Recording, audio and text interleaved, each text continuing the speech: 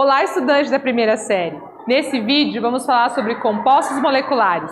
Vamos lá? Então, você se lembra o que são as ligações covalentes? São interações que ocorrem por compartilhamento de pares de elétrons entre os átomos ligantes. Os átomos que participam da ligação covalente são o hidrogênio e os ametais.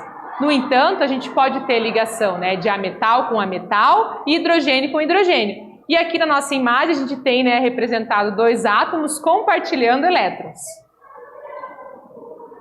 As propriedades dos compostos moleculares, então. Propriedades são definidas como características dos compostos químicos.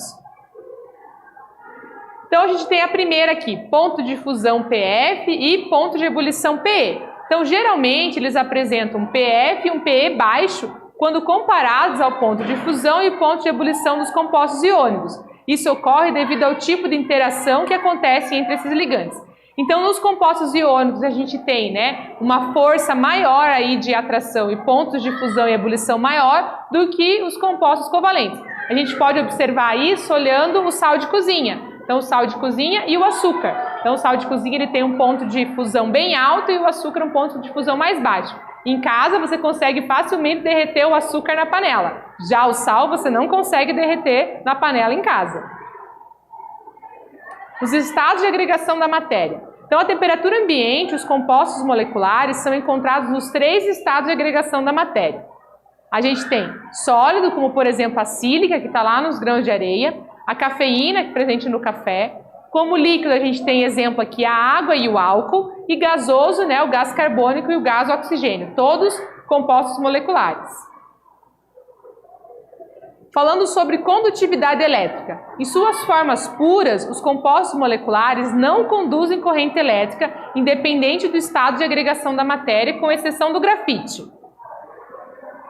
Algumas substâncias moleculares vão sofrer ionização quando em solução aquosa, como por exemplo os ácidos inorgânicos, como o HCl, o H2SO4, o HNO3 e alguns outros. Então, quando eles estão em solução aquosa, ou seja, dissolvido em água, eles vão passar pelo processo de ionização, que é o aparecimento de íons. Então, aqui a gente tem um exemplo. Na solução aquosa de sacarose, que é o açúcar, não acende a lâmpada, por mais que seja um composto covalente, mesmo em solução aquosa, não vai conduzir corrente elétrica.